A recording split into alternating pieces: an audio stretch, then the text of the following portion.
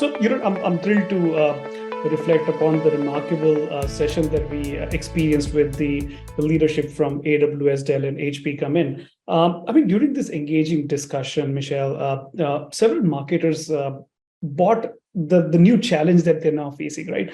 Everyone's got their basic ABM infrastructure in place. Now, of course, once you got the infrastructure in place, the next important thing is the ROI on that infrastructure, right? It's like making any capital expenditure. Eventually, you make this and in few years, it's like advertising, right? You spend today, and then eventually you got to show the ROI. So today, majority of these marketers are faced upon this interesting challenge of saying, okay, we've got this nice, fancy-looking product, a platform.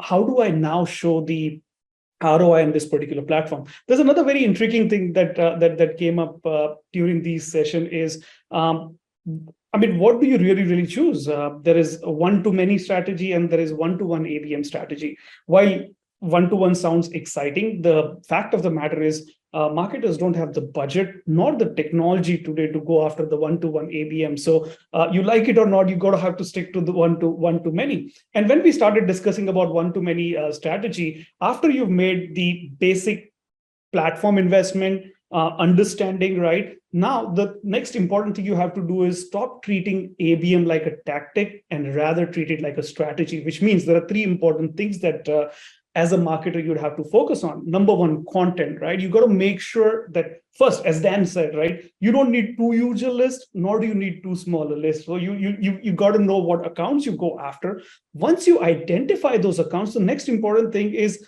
create that content story. It could be vertical-based content, it could be a horizontal-based content, but create that content story which will resonate with your buyers. Once you know the buyer, you know you know your target audience, you know what lyrics to write, which will resonate with your audience.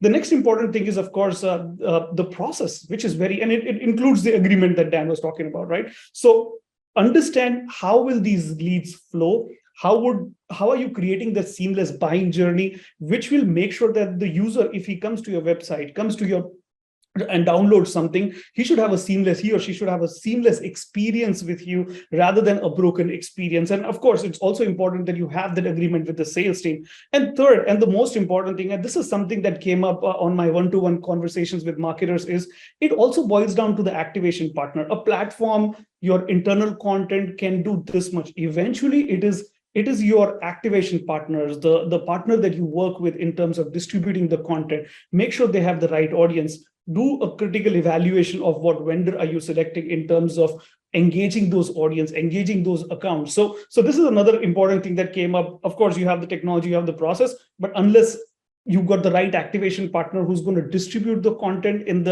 with the right channels to the right individuals, you're not going to see ROI. So again, just to sum it up, Michelle, three important things, right? Of course, one-to-one is something marketers want as an ABM strategy, but it's going to be one-to-many for a few more years to come. Content is going to be very important. Processes, at the same time, remember one thing, the right activation partner for you to show the ROI on these investments, because that's going to be eventually, if you want the next wave of investment to come in, you've got to justify the spend that you've had. So again, these were the learnings that we saw while we were at the event. Thank you. Absolutely, very insightful. And yeah, content is king. You have to get that messaging right, but you also need the end-to-end solution as well. So thank you very much, Mukesh. That's very invaluable. Over to you, Greg. So where do we start with ABM?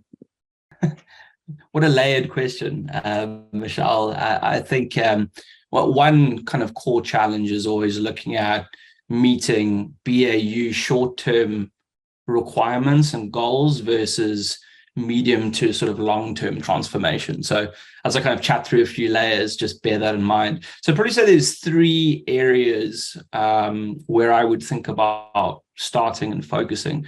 The first is really looking at what kind of ABM strategies and programs you as a company are going to undertake. The second is how to go about then defining your target account list, which always has its challenges. And thirdly is really about defining an operational blueprint and measurement framework, which acts as a guiding document as you go through your transformation and your sort of execution. So when it comes to strategies involved in ABM, there's plenty to consider. So, is your strategy focused on net new logo acquisition? Is it expansion of existing customer accounts? Ultimately, the ability to sort of execute on ABM programs mainly depends on what ultimately is a cost and resource constraint, right? So one-to-one ABM, when you focus on one account, means a big lift, for example, to create deeply personalized content just for that account. One-to-many, due to the sheer volume of accounts, means you need to leverage things like technology more acutely.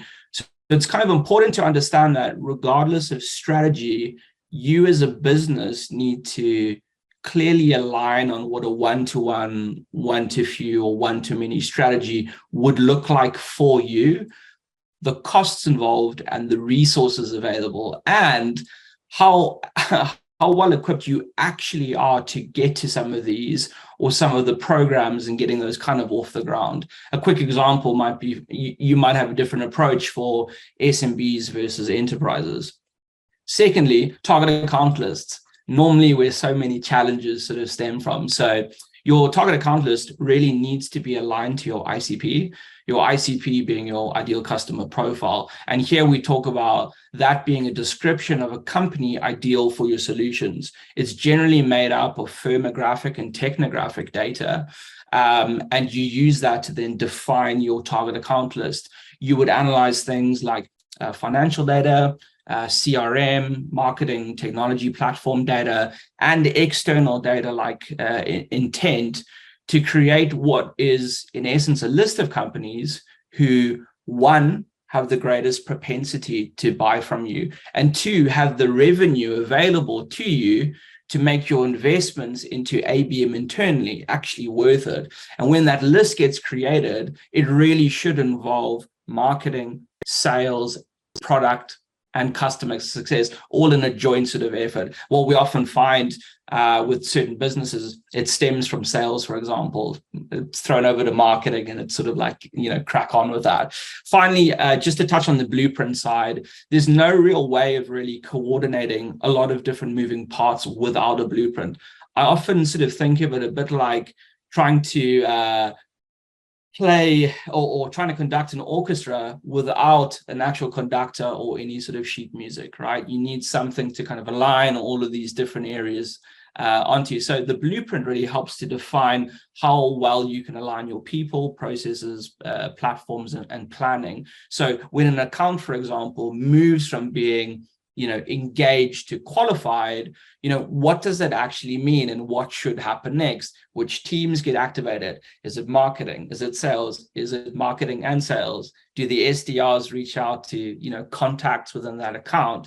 Does the demand gen team and marketing start to run more sort of bottom of funnel content through LinkedIn? Is LinkedIn the right sort of tactic to be using? So I think if you don't have a blueprint in place as sort of the cornerstone of your ABM foundation, you will never be able to truly scale in any shape or form, nor progress through any kind of maturity curve. So hopefully those three areas make some sense to all the viewers and those involved here. Absolutely. Thanks, Greg. That's amazing. Sort of laying out, I love the analogy with the orchestra and the conductor, and it's so true. You need to have them all linked, and especially it starts with the audience. So thank you for that. And Maurice, so what sort of insights do we get from ABM? One layered question after another, isn't it, Michelle? Yeah. So this question triggers me really because I think it's all about potential, right? And there's a lot of potential when it comes to data from ABM. And let me explain it. It really kind of depends on how you've set up this feedback loop with ABM. And like going back to Greg's analogy, it is, you need a sheet music. It's not jazz. This is classical music. This is Beethoven. This is Mozart. It's not jazz. You can't just wing it. You can't just like, oh, okay, let's just see how it goes, right? You're not going to get any data like that. I'll give an example, right? I was working with a director of marketing in a large tech firm who shall remain unnamed. And they gave me a 5,000 line ABM list, going back to Dan's previous point about, too large a list. Okay, fine. It was not uncommon back then because there was not a lot of knowledge and education about ABM. But what was surprising was the kind of data that they collected from these 5,000 accounts. It was not segmented properly. There was no thought behind the kind of data being collected on which channels and what kind of hypothesis was being made at first to try and figure out what data maps to this and whether it proves it or not, right? So setting up this feedback loop really you need to be really intelligently understand these hypotheses that you want to make at the start. And then you map it across the various attributes, factors, segmentations, for example. Dan mentioned something, technology whisperer. I'm going to steal that. And it's the first time I heard of it. It's amazing. So yeah, it really depends on that. And going back to answering the question, right? So to answer the question, the insights we can gather are really which accounts to prioritize, based on what kind of accounts characteristics. Whether are there any new accounts? Are there any new markets? Right? Do we need to pivot on the ICP based on high converting characteristics, especially for companies that are still growing, although they may have a PMF, product market fit, but it hasn't been fully realized at that point of time, right? What engagement tactics work better with which accounts based on whatever triggers you have in place? Content, messaging angle, which works best for which account, displaying what kind of behavior, which would then, of course, inform your content marketing strategy. Your buyer persona refinement, your buyer committee behaviors, all of that. Of course, if you're even wanting to start with ABM, you would already have these kind of research and define of sorts, but there's always room for improvement because the market is always evolving, the buyer is always evolving, the buying committee is always evolving. So there's never an end to the job for a marketer in that sense. There's never an end to a job for ABM, right? Then moving on to the more kind of intrinsic, or I feel more important parts of the insights from ABM is sales and marketing alignment. You're going to figure out what kind of efficiencies and inefficiencies you're going to have between those two departments. And I'm just talking about those two departments, right? You'll figure out some gaps, some misalignments. And as you create an ABM strategy, you will then try and figure that out because it requires a very close collaboration between these two to make it work.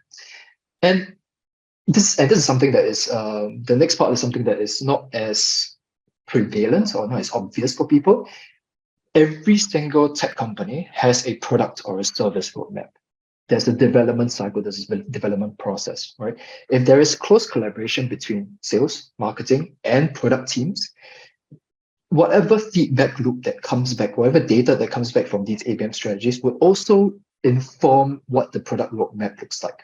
Because you're going to have quantitative as well as qualitative data coming in about the product, what works better, what doesn't work, right? You're going to get these feedback from actual customers themselves, right? What they're looking for in the features of your product and your service, right? So that is, of course, it needs then this feedback culture within the company itself. And it's something that is very, unfortunately, few and far between, right?